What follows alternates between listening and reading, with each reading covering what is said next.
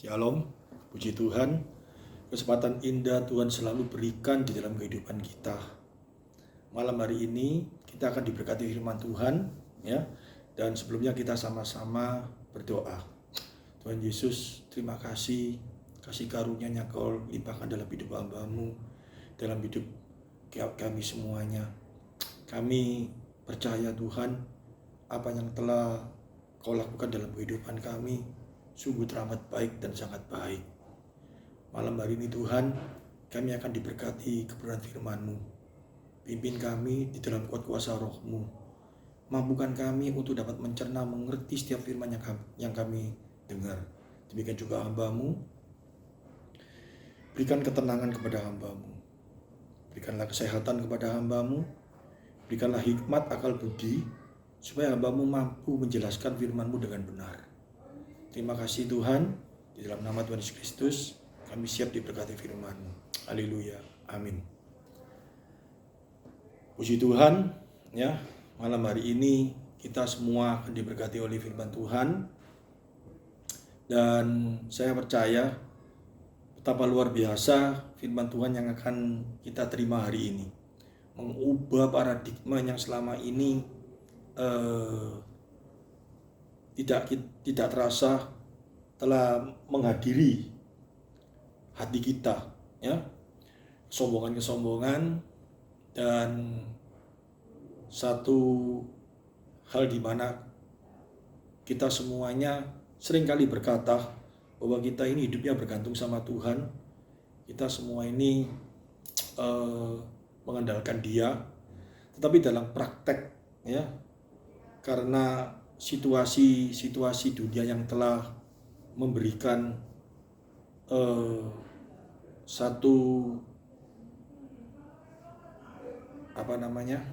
keberhasilan yang selama ini kita peroleh membawa satu dampak ya di dalam kepribadian kita tanpa kita sadari.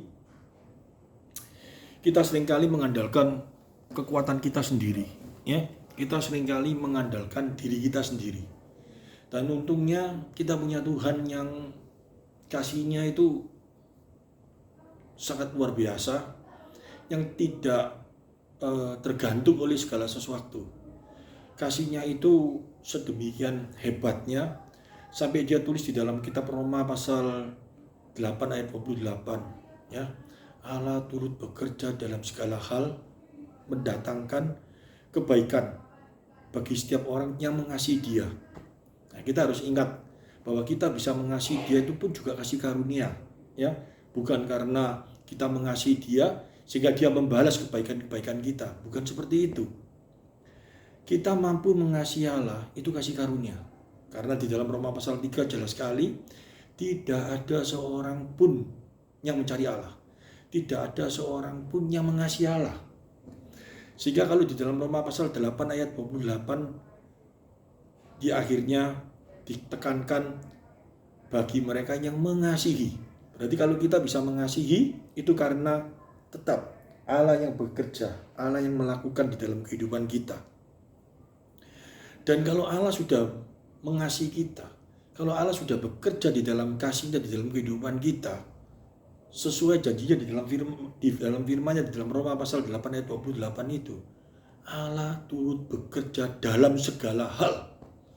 Segala halnya itu bisa bermacam-macam cara Allah lakukan supaya kasih yang telah Dia terapkan dalam kehidupan kita sampai kapanpun, ya, tidak bisa digoyangkan, ya, dengan kesombongan manusia, dengan keangkuhan manusia. Dia tetap kasih tidak berubah. Ini satu hal yang sangat melegakan saya, satu hal yang membuat saya malam hari ini benar-benar, ya, mengakui segala kedaulatannya dalam hidup saya, yang selama ini tanpa disadari seringkali kita terombang-ambing karena keberhasilan kita di dalam dunia ini. Dan saya pada waktu yang lampau, sebelum saya menerima berkat firman ini, Saya agak bingung sekali di dalam kitab Kejadian tentang Yakub dan Esau ini. Kenapa Yakub itu memiliki sebuah pengertian penipu, ya? Bahkan dikatakan di dalam Kejadian pasal 27 ayat 36, ya. Kata Esau, ya, setelah dia ditipu oleh Yakub, ya, oleh adiknya, bukankah tepat namanya Yakub karena ia telah 2 kali menipu aku. Hak kesulunganku telah dirampasnya dan sekarang dirampasnya pula berkat yang untukku. Jadi lalu katanya, apakah Bapak tidak mempunyai berkat lain bagiku? Jadi kejadian ini kan kita tahu, ya, bahwa Yakub menipu Esau dengan cara pura-pura menjadi Esau sehingga Ishak memberikan hak kesulungan dan berkat diberikan kepada Yakub. Dan Yakub ini bukan hanya berhasil dalam hal seperti itu, bahkan dia memiliki 2 orang istri yang kakak beradik, itu pun dengan cara-cara yang sangat lihai, sangat luar biasa sekali dia lakukan.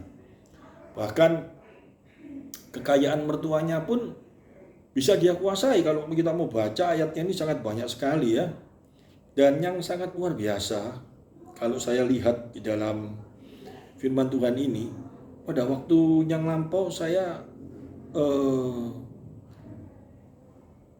tidak mengerti tentang pergumulan Yakub dengan Allah. Kenapa sih kok Yakub ini sampai terjadi pergumulan dengan Allah yang datang di dunia yang sebagai manusia. Di dalam pergumulan itu sampai dikatakan mulai semalam suntuk, dan akhirnya Allah yang datang sebagai manusia memukul kaki Yakub sehingga dia kakinya menjadi gak kuat dan dia kalah, dan dia mulai memegangi Allah, dan dia berkata dia tidak mau melepaskan Allah. Tetapi dia tahu saat itu siapa itu yang bergumul dengan dia. Apa sih maksud daripada ayat ini? Di dalam kehidupan manusia itu, kalau saya melihat, saya hari ini tidak sedang mengupas membacakan beberapa ayat sangat panjang karena saya ingin menyampaikan firman Tuhan tidak terlalu panjang. Jelas sekali, ya, manusia itu pertama kali diciptakan oleh Allah, diberi kuasa untuk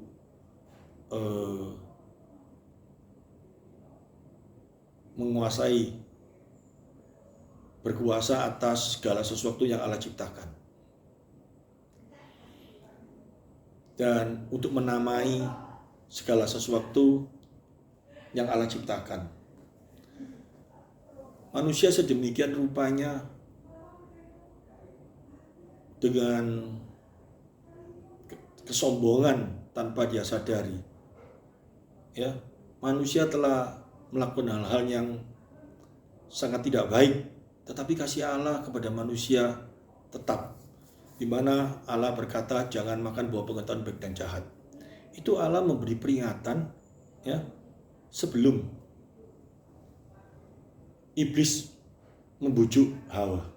Itu Allah sudah memberi peringatan.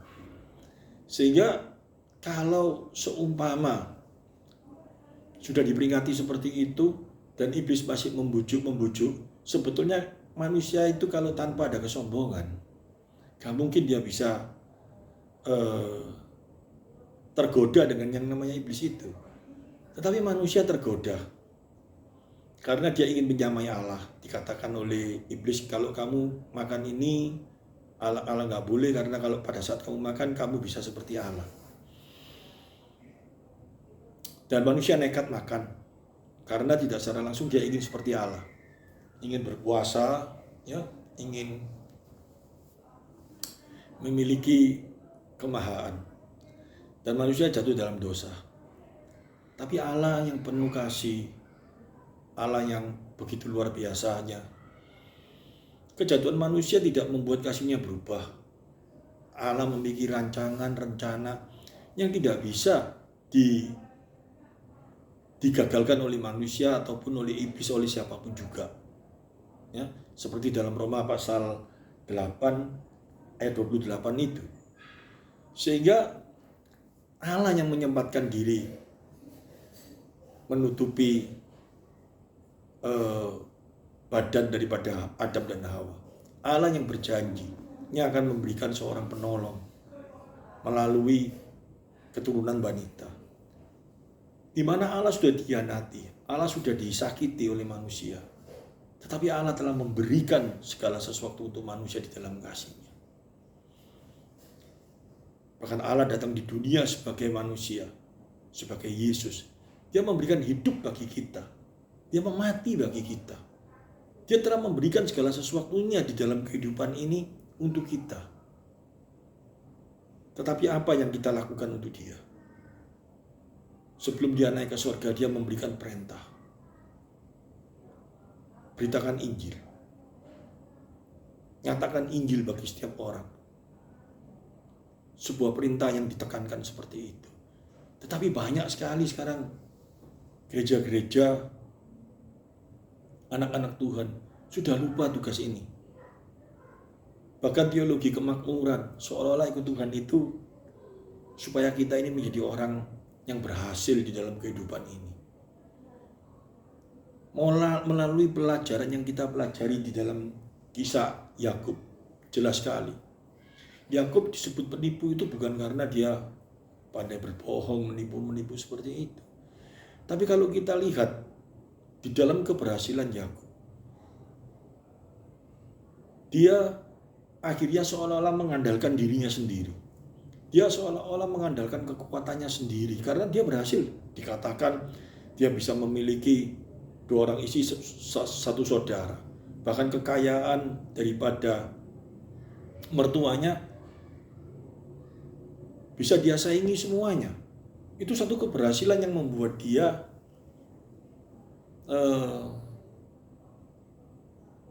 tanpa disadari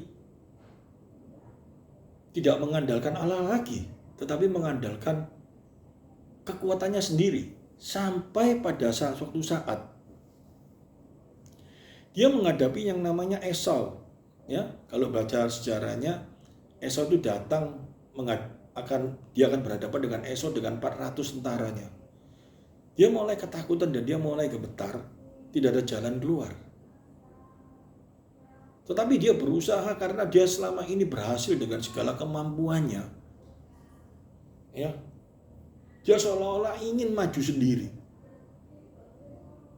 Sehingga Allah datang sebagai manusia yang digambarkan seperti itu dan dia bergumul dengan Allah sampai dengan 1 hari 1 malam.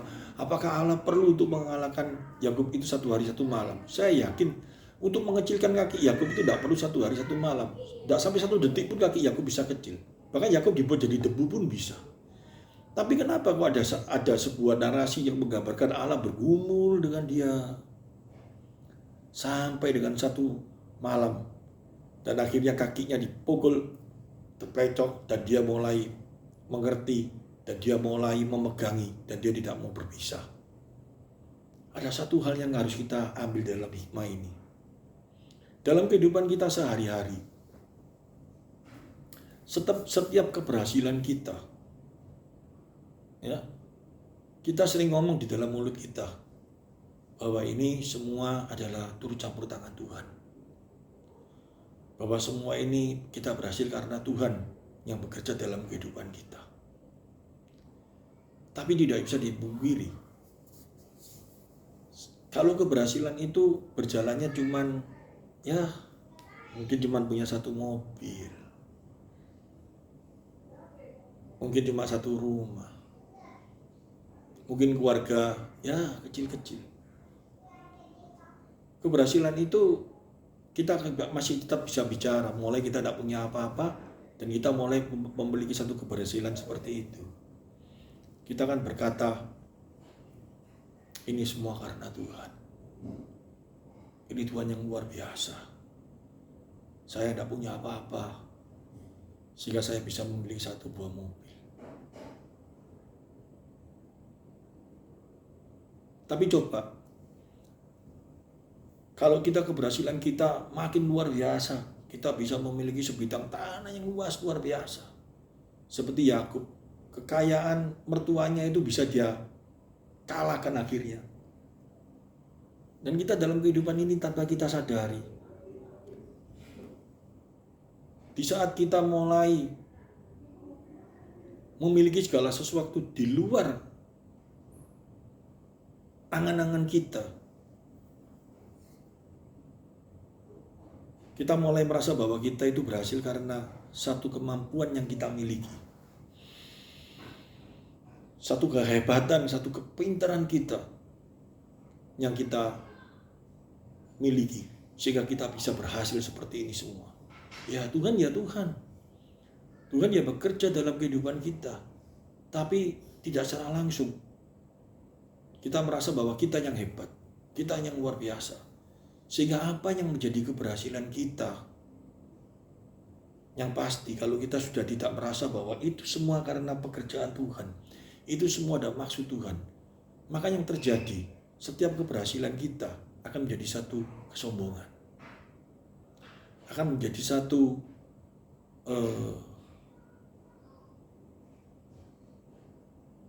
untuk memuliakan diri kita, seolah-olah kehebatan kita untuk kita tonjolkan bagi setiap orang.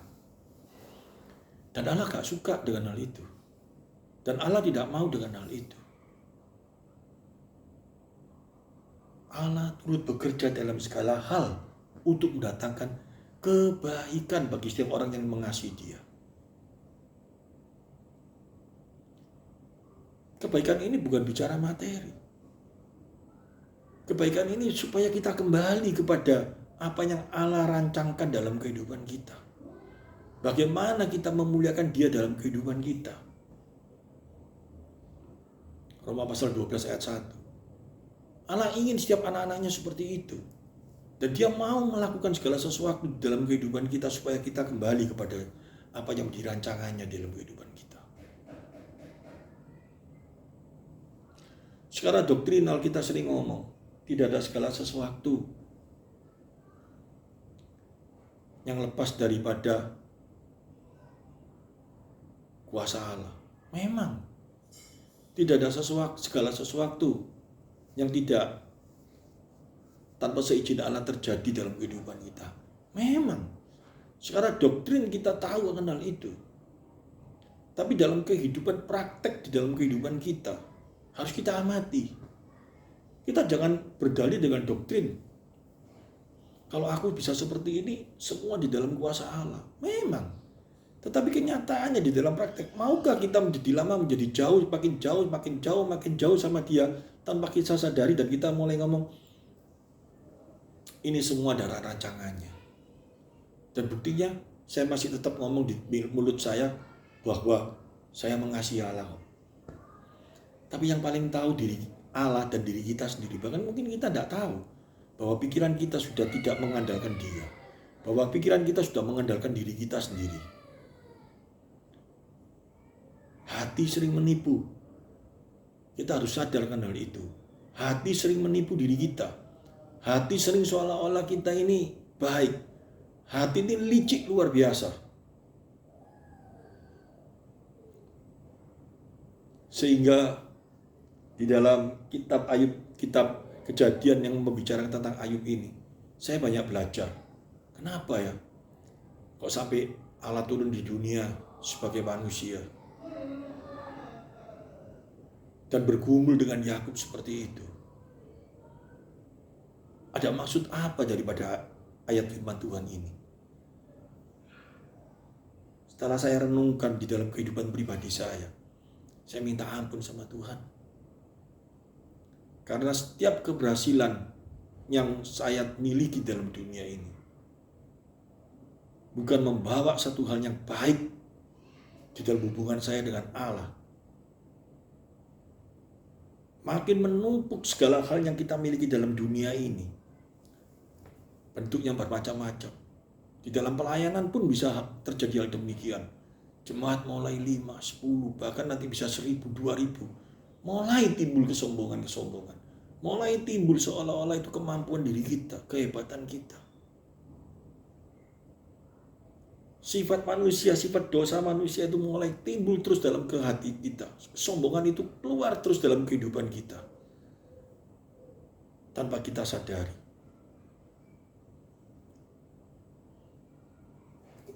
Oleh karena itu, melalui renungan firman yang pendek ini, kita mulai teringat dan kita mulai bertobat. Jika hari ini setiap keberhasilan kita, setiap hal yang membuat kita seolah-olah, setiap manusia kalau berhasil kan semua orang memuji. Dan kita mulai mengamati setiap yang keluar dari mulut orang-orang di dekat kita itu, dia berkata kita yang hebat atau Allah yang hebat. Kalau sampai orang-orang itu berkata, kau luar biasa, engkau pandai, engkau pinter, engkau cerdik, engkau jago mengolah, sama saja itu dengan perkataan, engkau seorang penipu seperti aku. Karena dengan satu kemampuan otak kita, satu kehebatan yang kita miliki, orang tidak pernah melihat Allah dalam kehidupan kita. Sama saja firman Tuhan berkata, barang siapa mengasihi dunia, musuh Allah. Tanpa kita sadari, tanpa kita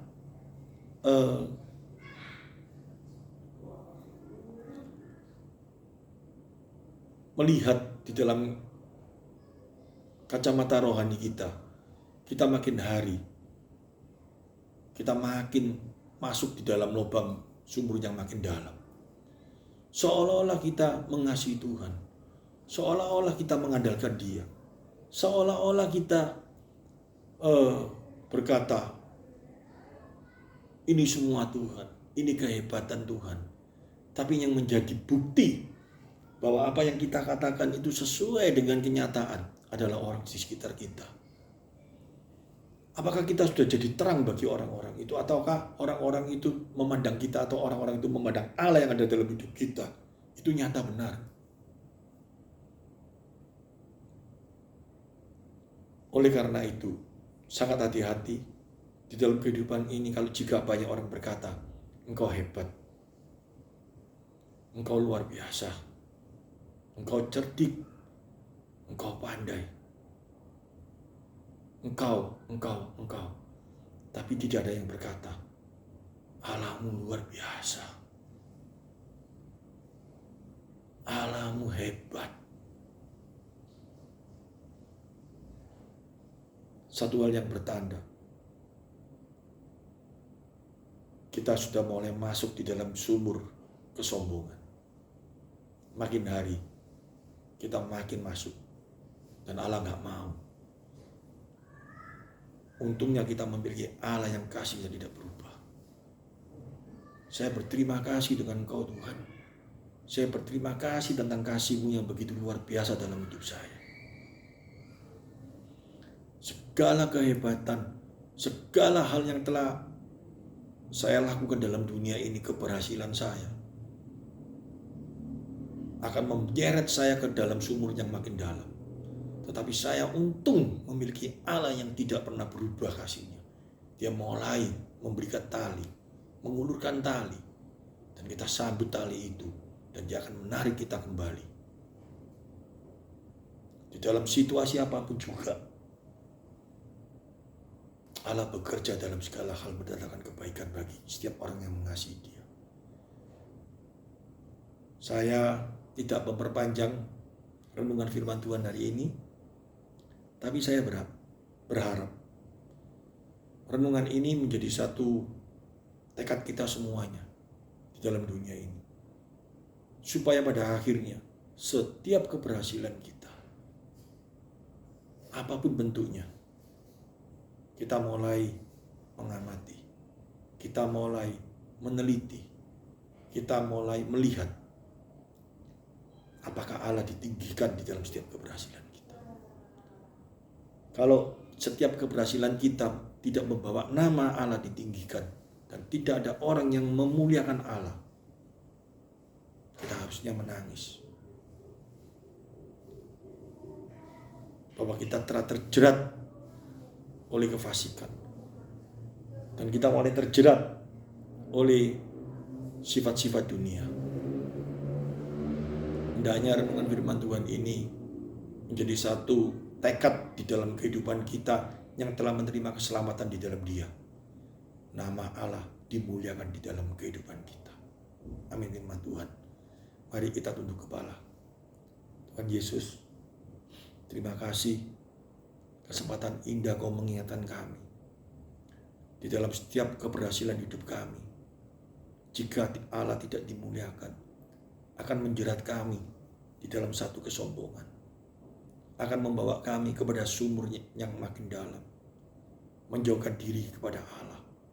Dengan kemunafikan kita sering berkata, keberhasilan ini karena Allah, keberhasilan ini karena Allah. Tetapi sesungguhnya makin kita ngomong, kita makin merasakan kesombongan dalam diri kita. Ampuni kita Tuhan. Ampuni kami Tuhan. Ampuni saya Tuhan.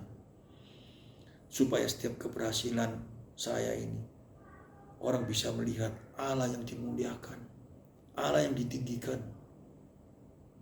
Sehingga dari mulut bibir mereka bukan berkata, engkau hebat, engkau luar biasa. Tetapi Allah yang luar biasa. Hendaknya ini menjadi pola pikir kita. Hendaknya ini menjadi satu ketekatan kita.